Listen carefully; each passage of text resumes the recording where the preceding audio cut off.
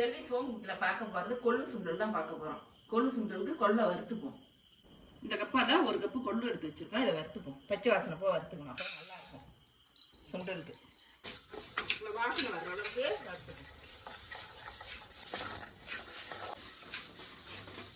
இவ்வளோ வாசனை வர அளவுக்கு வறுத்தாச்சு. இப்போ எடுத்து ஒரு பாத்திரத்தில் போட்டுக்கணும்.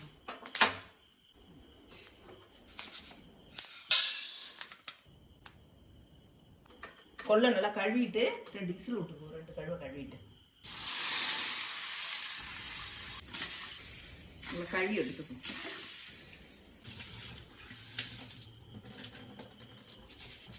இப்போ குக்கரில் வேக போட்டுக்குவோம். 1 ஸ்பூன் உப்பு போட்டுக்குவோம். தண்ணி ஊற்றிப்போம். நல்லா முழுகிற அளவுக்கு. இந்த அளவுக்கு தண்ணி ஊற்றிருக்கோம். ஒரு 1/4 லிட்டர் அளவுக்கு. குக்கர் மூடி போட்டு 2 விசில் விட்டுக்குவோம்.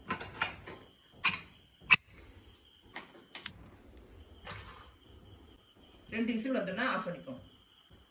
கொள்ளு சுண்டல் தாளிக்கிறதுக்கு 4 காஞ்ச மிளகா எடுத்து வச்சுருக்கேன். 1 ஸ்பூன் கடலைப்பருப்பு எடுத்து வச்சுருக்கேன். 1/2 ஸ்பூன் ஜீரகம், 1 ஸ்பூன் மல்லி, 1 ஸ்பூன் தேங்காய் எடுத்து வச்சுருக்கேன். எல்லாத்தையும் வதக்கிப்போம். இந்த கரண்டியால் ஒரு 1/2 கரண்டி எண்ணெய் ஊற்றிப்போம். முதல்ல கடலைப்பருப்பையும் போட்டு வறுத்துப்போம். செவரை வறுத்துக்கணும். செவரை வறுத்தாச்சு. இப்போ இந்த 3 ஜாமான் போட்டுப்போம். நல்லா வறுத்துக்கணும்.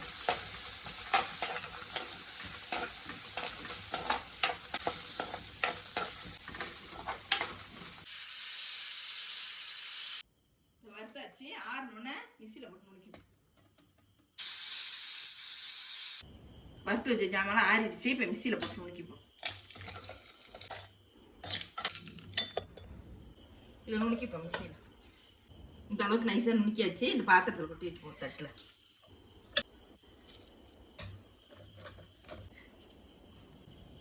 2 விசில் வந்துடுச்சு. கொள்ளு எடுத்து வடிகட்டிப்போம். வெந்திருக்கான்னு பார்த்துப்போம். இந்த அளவு வெந்திருக்கு. இதான் நல்லா இருக்கும். இப்போ வடிகட்டிப்போம். ரொம்ப அழிஞ்சாலும் நல்லா இருக்காது. கொள்ளை வடிகட்டியாச்சு. இப்போ தாளிச்சுப்போம். தாளிக்கிறதுக்கு 2 வெங்காயம் அரிஞ்சு வச்சுருக்கேன். ஒரு பச்சை மிளகா அரிஞ்சு கொஞ்சம் கருவேப்பிலை எடுத்து வச்சுருக்கேன். அதை தாளிச்சுப்போம். கொள்ளு தாளிக்க 1 ஸ்பூன் எண்ணெய் ஊற்றிப்போம். எண்ணெய் காய்ச்சிட்டு வெங்காயம், பச்சை மிளகா, கருவேப்பிலை போட்டு தாளிச்சுப்போம். நல்லா வதக்கி விட்டுப்போம். செவரையும் வளர்க்கூடாது. நறுக்கு வச்ச மாரி வதக்கணும். நல்லா இருக்கும். வெங்காயம் இந்த பருப்பு தான் வதக்கணும். அப்போ தான் நல்லாயிருக்கும். இப்போ கொள்ளை போட்டுக்கணும். பெருங்காயத்தூள் போட்டுக்கணும். நுணுக்கி வச்சே பொடியை போட்டுக்கணும். பொடி போடுறதுனா கடுகுலாம் போட்டு நினைக்க வேணாம். கடுகு காஞ்ச மிளகாலாம் போட வேண்டியது. இது மட்டும் போடணும்.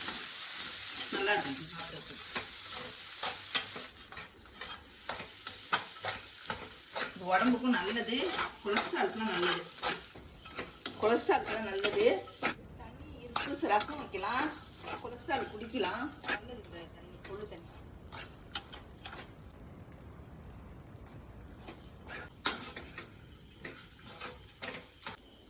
கொள்ளு சுண்டல் ரெடி ஆயிடுச்சு. இறக்கி வச்சுப்போம்.